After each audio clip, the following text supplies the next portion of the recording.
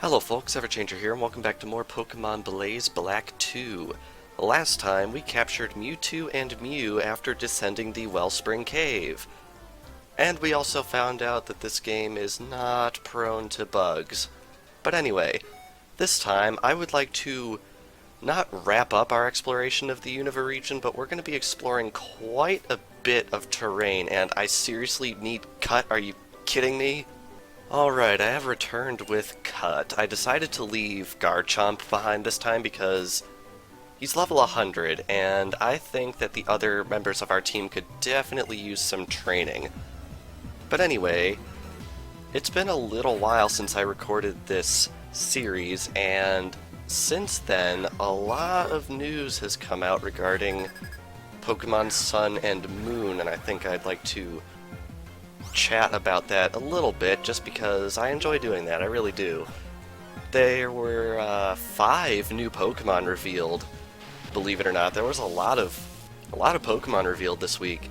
There were a couple in Korokoro. There was Iwanko, which does not have an English name, but it's basically a puppy that is rock type, which is an interesting idea for a really early Pokemon. It's presumably an early Pokemon because it was shown in a trailer quite a while ago in the first town of the game. And it was kind of interesting. Korokoro mentioned that this Pokemon has connections to the starters in some way, and I have a feeling that's probably referring to the thematic nature of them, not that they actually do something in the game. Because if you look at all 3 starters plus this new dog Pokemon, they seem to represent the ancient alchemical elements of air, fire, earth, and water, which I think is a really neat thematic choice. I feel like a lot of stuff in this game is going to draw from alchemy and stuff of that nature, especially considering the big focus on the sun and the moon in the game. And the other Pokemon announced in Korokoro was Nekoala, which is our first koala Pokemon, I think. Took them, what, 20 years to make a koala Pokemon? But yeah, they finally did it, which I'm really excited about. I'm really hoping this game is also going to be the one that gives us a dolphin. But yeah, Nekoala has an interesting ability. It has an ability that makes it so it can only be afflicted with the status condition of sleep, meaning it cannot be paralyzed or poisoned or burned or anything like that, which I think is really interesting. I feel like that's a really powerful ability if you think about it, especially if this thing can learn sleep talk, and I'm pretty sure it can because I think a lot of stuff is capable of learning sleep talk. But yeah, this thing, I get the impression that this thing has the potential to be really good. And for whatever reason, I'm recording this on June 17th, and the magazine came out like 3 days ago at this point, but these Pokemon have not seen official reveals outside of the magazine, not even on websites or anything. So it's really bizarre. They don't have English names yet, they don't have high-quality artwork yet or anything like that. It's really bizarre. We don't even have screenshots of them in the game as far as I know. But yeah, it's really weird. But then they had the E3 presentation on Tuesday, and they showed off 3 more Pokemon. My favorite one of the 3 is probably Pikipek, which is the woodpecker Pokemon that was shown off way back when the game was first revealed in February. You could spot its wire model for a split second in the footage, which I think was pretty neat. Wow, this route is actually pretty large. What do you have to give me? Okay, it looks like this person wants to see a Pokemon with a certain ability. They probably give you something for that. Anyway, we got some items right here, but yeah, Pikipek looks to be the regional bird this time around, and ooh, TM32 double team, nice. And I don't know why, but I like this Pokemon a lot better than Fletchling. I mean, Talonflame is great, it's a great Pokemon, but I felt like Fletchling really looked very I don't know, its proportions were really weird and it looked very cartoony, whereas Pikipek is more slender and angular in its design, and I don't know, I just like that a lot better, like that kind of design. Plus it's like really dark brown and like cream color. If you look at it, it's not exactly black and white, which I think is really nice. It's just a nice little, I don't know, a change of pace from the past couple of birds we've had. I think the last time I've liked a regional bird this much was probably Starly back in Diamond and Pearl. But yeah, a woodpecker Pokemon, something that we haven't had yet, which I think is awesome. Something we have already had, but they decided to make another one, is a mongoose Pokemon, because they showed off a Pokemon called Yungoos, which, I don't know, it looks a little cartoony for my taste. I think it's supposed to be the regional Patrat type Pokemon, if we're going to use Generation 5 terminology here. It does have an interesting ability called Stakeout, which makes it so it does double damage to Pokemon that switch into the battle after it's started, which I think is an interesting ability that could definitely see some use. But yeah, I'm probably not going to use it just because I don't really like the way it looks. It's the face. The face doesn't really do it for me, at least looking at this artwork right here. And then the last Pokemon they showed off was Grubbin, which looks really kinda ugly to me, to be honest. It's the regional bug Pokemon, kinda like Wurmple or Sawaddle or something like that, and I think it might actually be a bit different from those regional bug Pokemon, because it's mentioned in some of the promotional material that it likes to chew on wires, like power stations, like electricity. So I'm wondering if this thing is actually going to be part electric type or part ground type, just some type relating to electricity in some way. Whether it becomes electric itself or it becomes resistant to electric, I don't know, I just think it's a really neat idea for a Pokemon. I just don't really like the way it looks all that much. But I'll be honest, I've never really liked the way a lot of bug Pokemon look, but I think that's probably on purpose because, you know, they're bugs. So, those are all the Pokemon they announced, but then they also announced Magearna's ability, which is an interesting one. Its ability is Soul Heart, which is kind of like Moxie, but a little bit different. Whenever any Pokemon on the field is knocked out at all for any reason, Magearna's special attack goes up, which is a little different from Moxie, because Moxie requires the holder of the ability to do the knockout, but that doesn't seem to be required for the Soul Heart ability, which automatically makes it different and arguably better, especially in double battles, because there are a lot more knockouts in double battles. At least they generally tend to occur a lot quicker. And I've been mentioning a lot recently in this series that I feel like Pokemon could really use a UI overhaul, because let's be honest, the UI they've been using in Pokemon has been the same since 2006. And it looks like I'm getting my wish, because they are changing the UI pretty significantly in Sun and Moon, like both in terms of button layout and in terms of usability. There are now buttons on the bottom screen that you can just touch to see the effects of a move, and it will tell you like how the move works instead of having to know the little L+A shortcut. And there's also a way to set items to the Y button for quick access without even having to go into the bag at all, which is awesome. Really, really in favor of that feature. And there's also a button that you can use on the bottom screen that allows you to check buffs and debuffs on allies and opponents, which is really, really cool.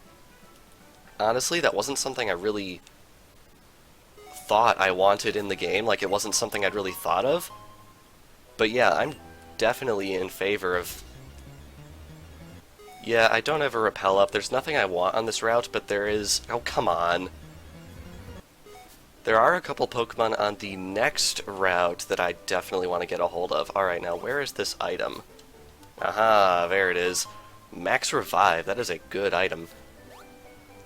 Anyhow, yeah, I really like how they added that into the UI, and another thing that they added is that after you've battled a Pokemon one time, it will tell you in the battle UI if your move is super effective, not very effective, or just regular effective, or ineffective. Like, all those effectiveness things are all there once you've battled a Pokemon once, which I think is really cool. It makes it a lot easier to know what works and what doesn't, and people will probably know it'll be very good for me because I've had trouble with a couple of type matchups.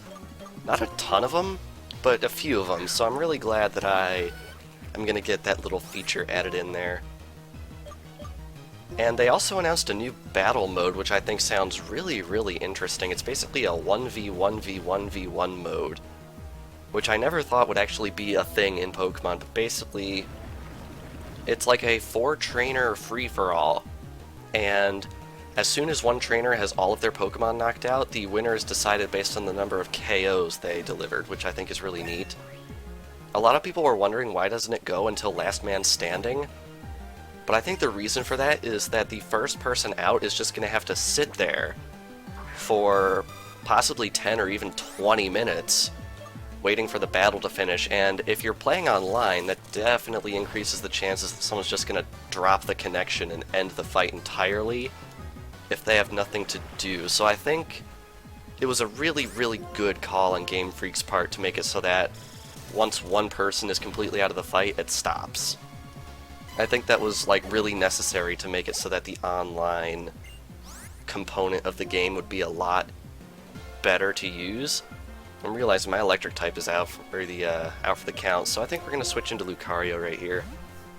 So I guess it is worth noting that this episode and the next episode are going to be the last major exploration episodes of the series. We have a few more routes for us to explore, and then a couple of extra areas. And then after that, there's only one area that I can even think of that we'd even need to quote-unquote explore at all.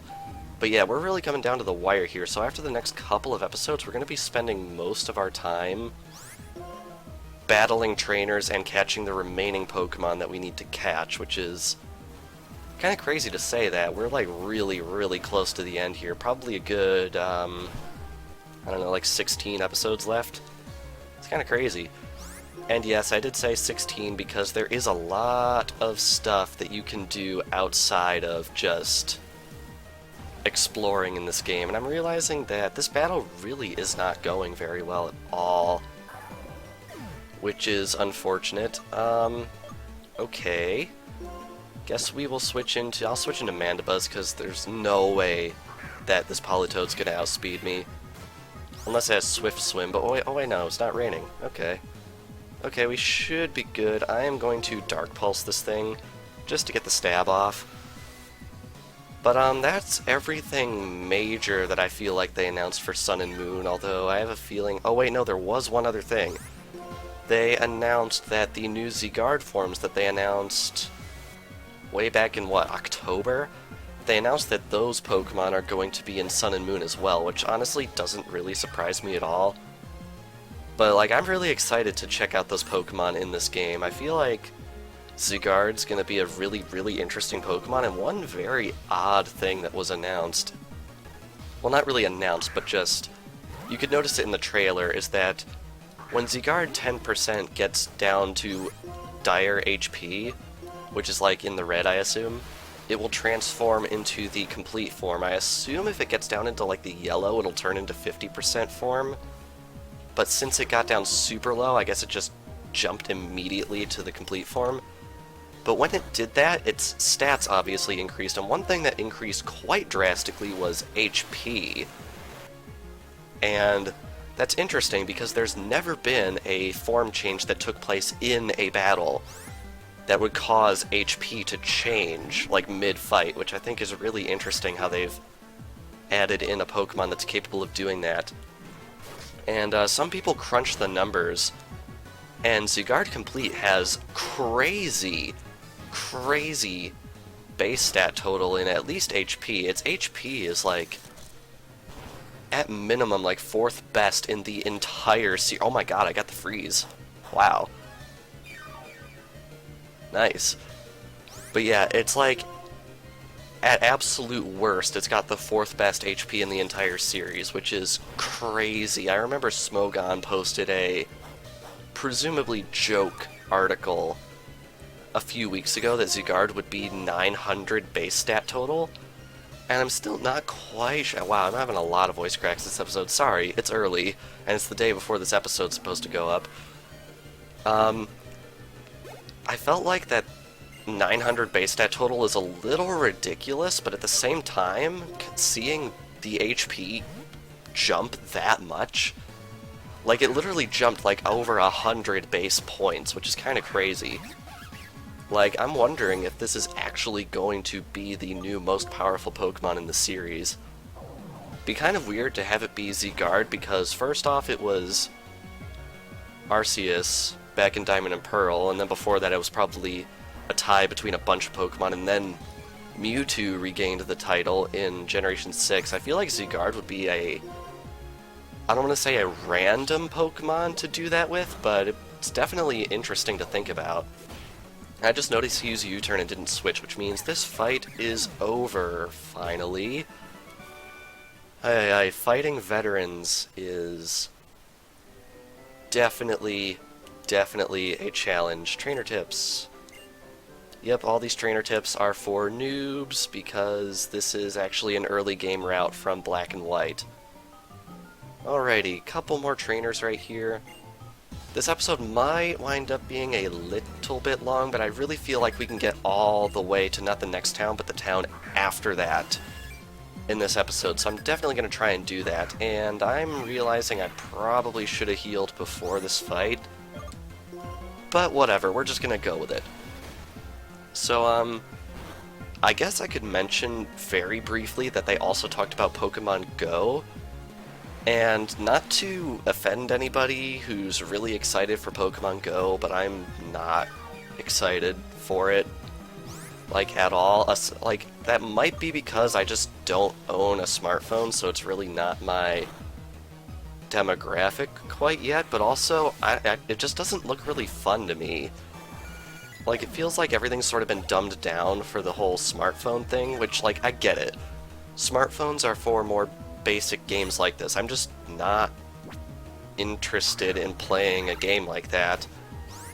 And they also announced that there's like this little there's this little accessory that they announced quite a while ago is coming out that works as like a little companion accessory. It's kind of like the Pokewalker, except it has like only one button and it also doesn't have a screen. The thing's $35 freaking they announced on stream. That is insane to me. There is no... I feel like there's no reason to charge that much for a device like that. And oh my god, 1 HP. Wow. Like, I feel like that's just too expensive. Like, I don't... Even if I was excited for Pokemon Go, I feel like I would not pay that kind of money for that type of device. Maybe I'm just in the minority, but it seems just really, really pricey to me for what it is. But yeah, and the one thing that's really weird about Pokemon Go is like, the way they're announcing it and marketing it and everything is a lot different from what we're used to. Like, they're having a beta test and stuff like that, and all sorts of other stuff, and it's coming out, like, in a month. They announced that it's targeted to come out in July, which is really, really soon.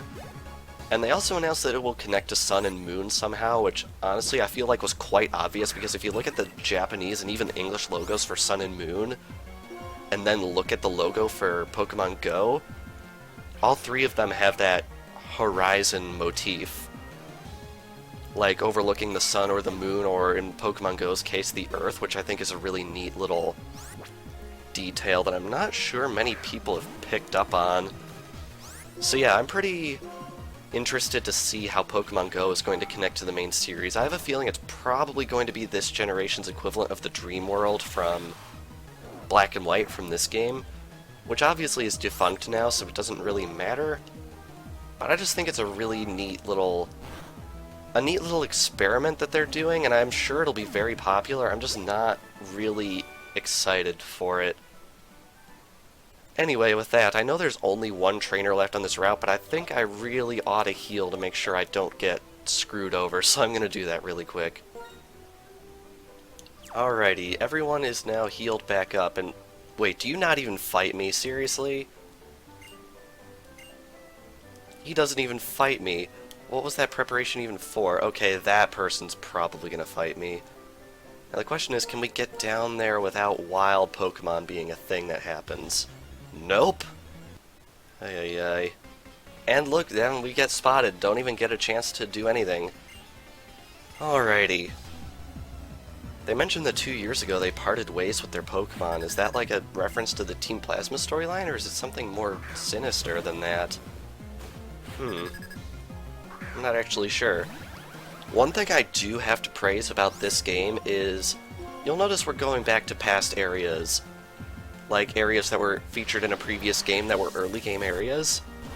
But we're fighting very strong trainers, and I've been cutting them out, but the wild Pokemon are very, very powerful. Like, up in the level 60, 70 area. And I feel like this is where Black and White 2 shines over Gold and Silver, and by extension Heart Gold and Soul Silver, which for whatever reason did not fix this problem. In the Johto-based games, when you went back to Kanto, none of the wild Pokemon were boosted to post-game levels. They all stayed the way they were in the original Red and Blue, and in some cases even got leveled down because of the really weird level curve in that game. And that made the Gold and Silver games quite difficult because it was pretty much impossible to grind levels, because the 16th gym leader and the final boss were separated by literally a good 20, perhaps even 30 levels in some cases. It was ridiculous. Like, you were stuck. You were stuck grinding for hours against these low-level Pokemon near the end of Gold and Silver. A lot of it was made easier in Heart Gold and Soul Silver because you could rematch the gym leaders, but it was still very bizarre to see that they didn't tackle that problem more seriously, I guess. It's just really, really odd to me how they didn't make that change, because I feel like that was a change that needed to be made. Luckily, I think they learned from their error in this game in particular, because all the wild Pokemon in these types of areas in this game are really, really powerful. Like, up to par with what you would expect, and I think that's a really, really good thing that they made that change. It might not make quite as much sense lore-wise, but I feel like the gameplay comes first, and it makes the game, I don't know, just flow a lot better, and it just feels more like a well-designed game, I guess. And, like, I feel terrible to criticize Generation 2 because that was the game I started with, but honestly, it is a really big problem. What is also a really big problem is this Rhyperior, apparently. My god. Okay. I'm really glad I healed before I fought this lady, because we're having trouble. Well, not like trouble, but yeah, we'll just call it trouble. It is trouble. Alrighty, so down goes Rhyperior. How many Pokemon was that on our team anyway? And oh god, Kingdra. Oh, and I don't have Garchomp with me. That might have been a little bit of a foolish decision on my part. Alright, let's try Earthquake, because really, you can't go wrong with Earthquake. Oh god, does it have one of those? It has a Dragon Gem. That's gonna hurt quite a bit.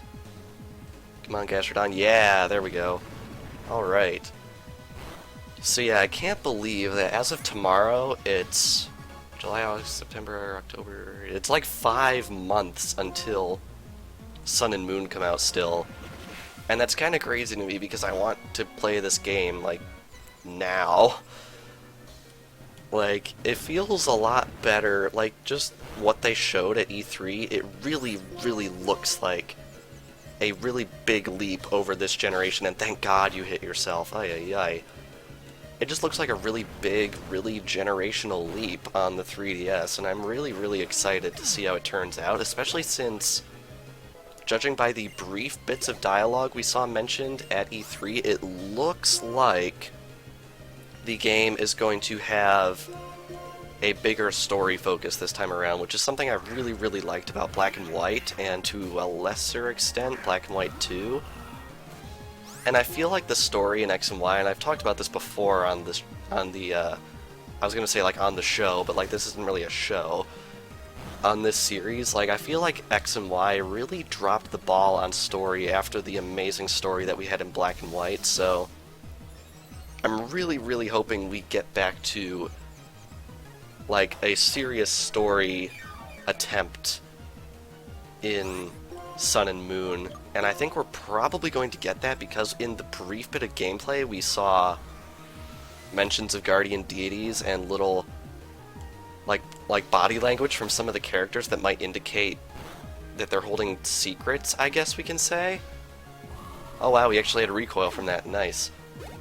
So yeah, I'm really excited to see how this game turns out. I feel like it's going to change a lot of stuff in the series, but it's all going to change for the better.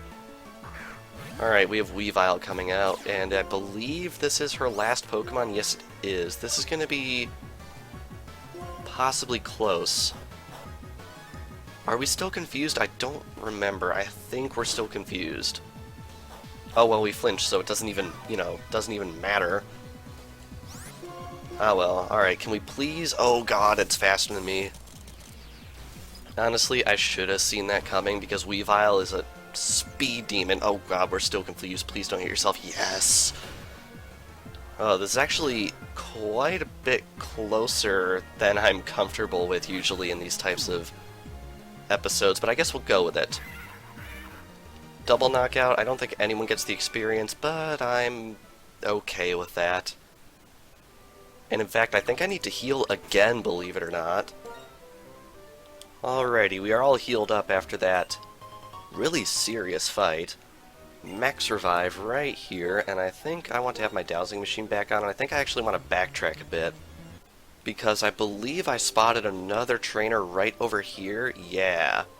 Can I fight you?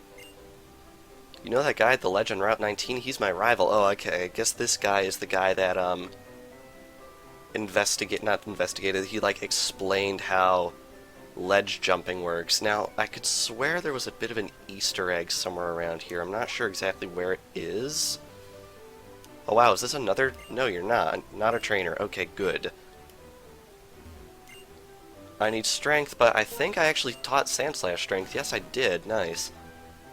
Alrighty, now what could this item be? It is a calcium. Very nice.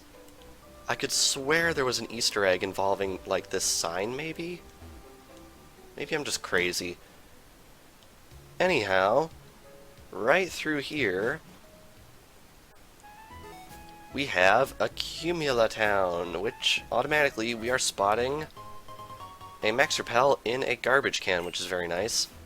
Now, there are a few items we can get here in a Cumulatown, but honestly, I don't feel too many of them are incredibly useful. Wait, we got a medal for what? The Signboard Savvy medal.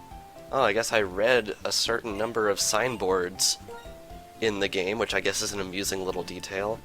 But yeah, there are a few items that you can get in this area, and some of them involve showing specific Pokemon to specific people.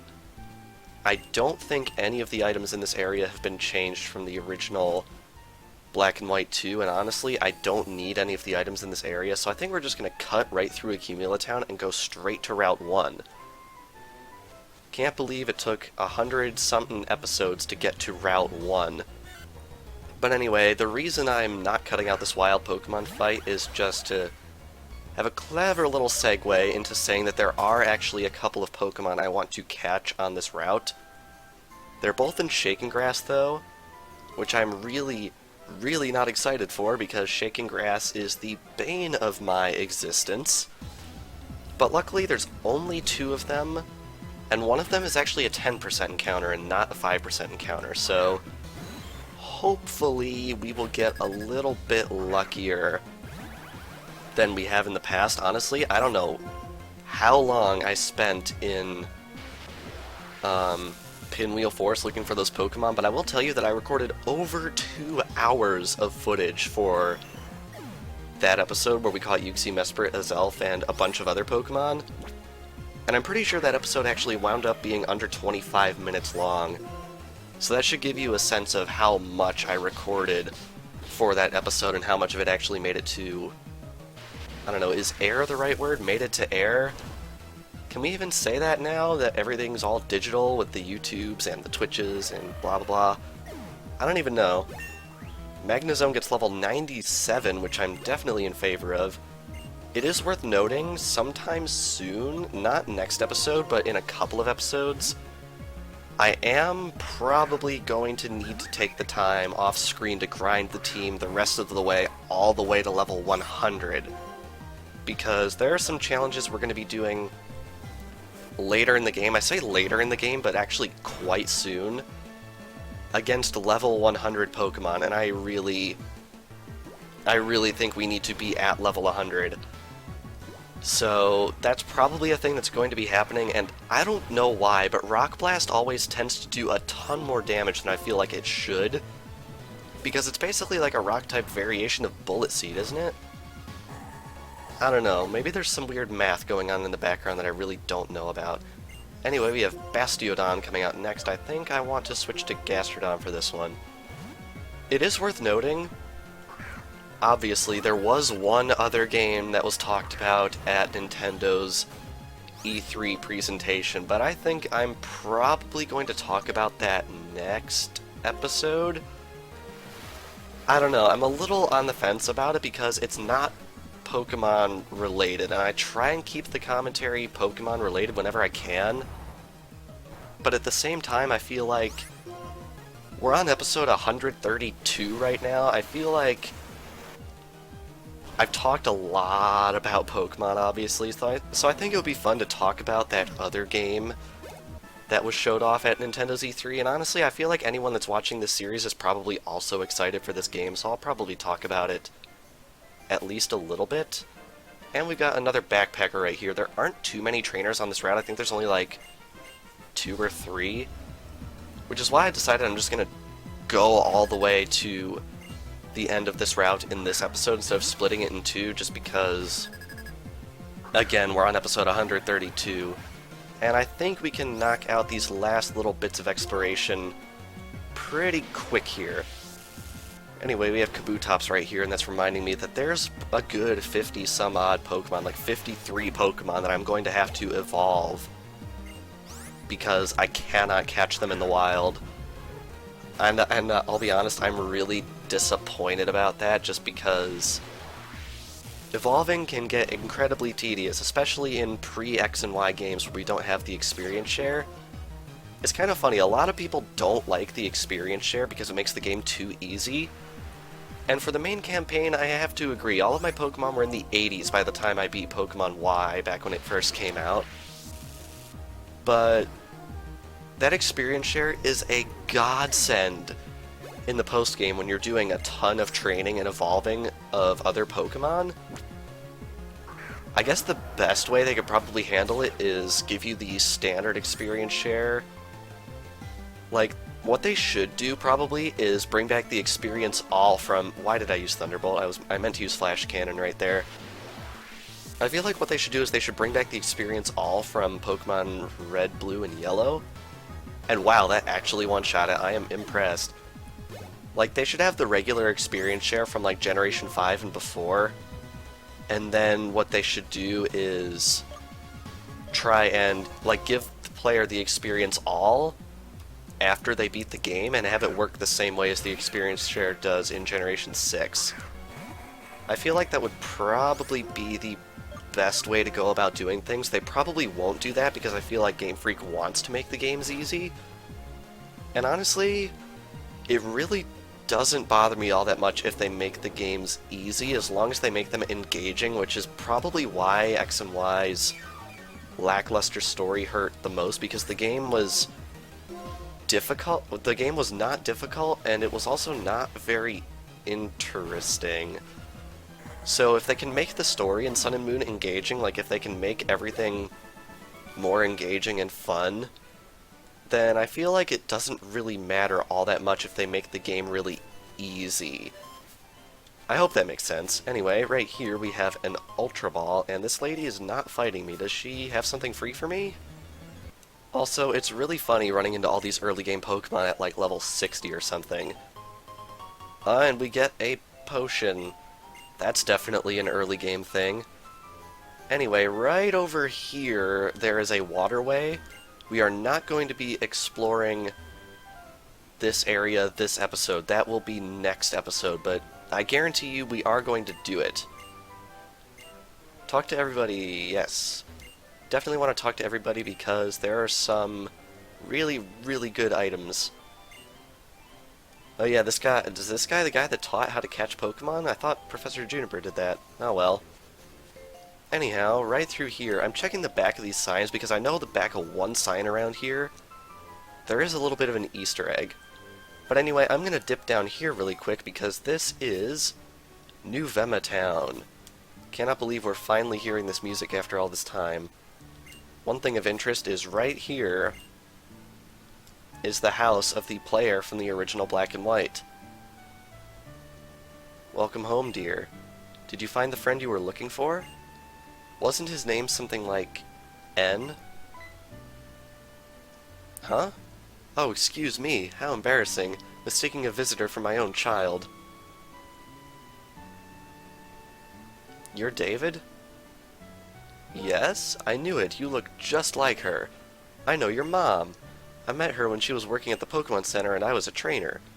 That's right. How are your Pokemon? You're always welcome to let them rest here. Okay, so I guess this is a nice little healing spot. You have to remember, I haven't played this part of the game in quite a while. Wow, there's an item here? A King's Rock.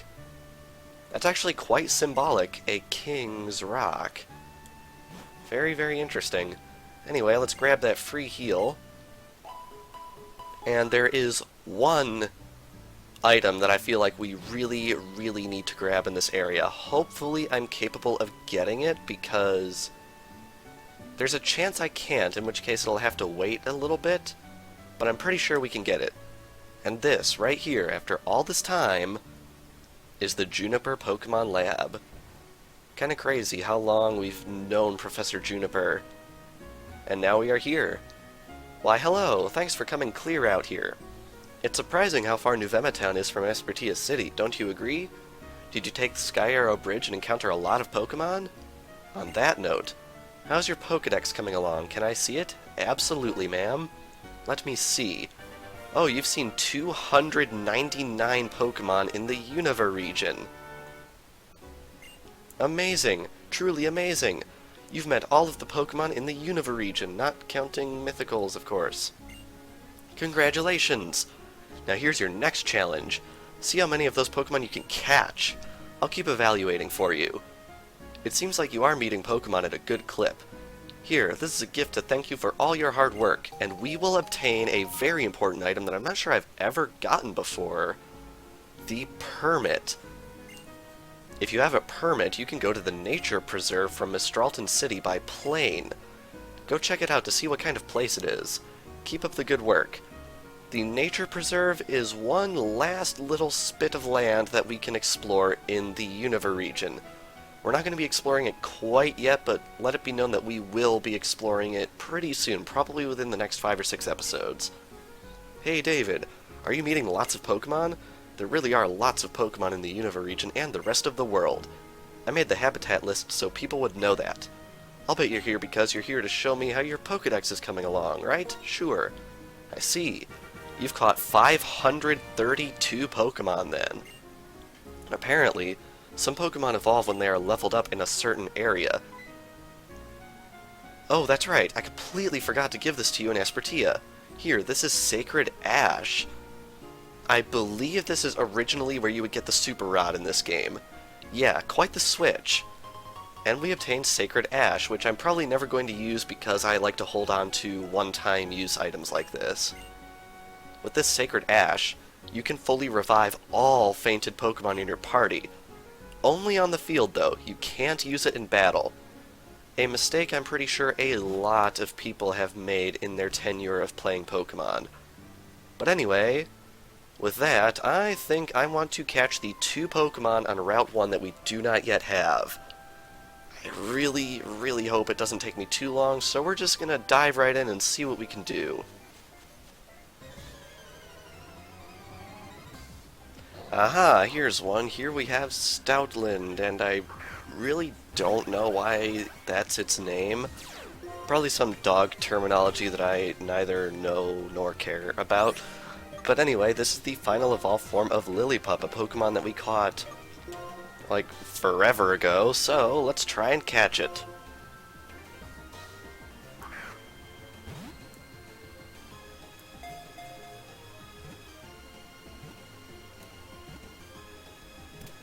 There we go, Stoutland was caught. I actually had a critical capture fail on this thing, which hasn't happened in a while, and oh boy, it hurts when it does. Being wrapped in its long fur is so comfortable that a person would be fine even overnight on a wintry mountain. Very nice. Considering this thing's size, I'm having a hard time believing it's only 135 pounds. But we'll go with it. Alright, just one more remains on this route. Let's find it.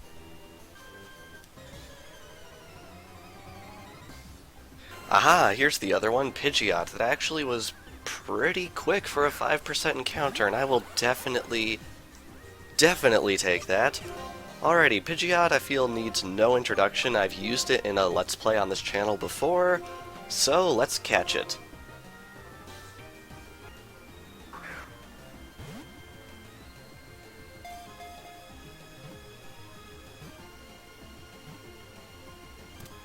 Wow, that was actually pretty quick. That was like the second Pokeball. I will definitely take that. By flapping its wings with all its might, Pidgeot can make a gust of wind capable of bending tall trees. Yikes. Alrighty, with that, that is every Pokemon I wanted to catch on Route 1. Not too terribly many of them, but it's nice to have them all squared away. So I think I want to head in here really quick and grab Garchomp out of the PC so we can end off this episode. So I'm going to do that real quick. But anyway, with that, I think we are going to end things off here. So, this past episode of Pokemon Blaze Black 2, we made it all the way here to Accumula Town and even further to Nuvema Town, where we obtained the elusive permit key item that we are going to need for something a little bit later. And next time on Pokemon Blaze Black 2, we are going to be exploring the final route of our journey. So without further ado, thank you all for watching, and I will see you guys next time.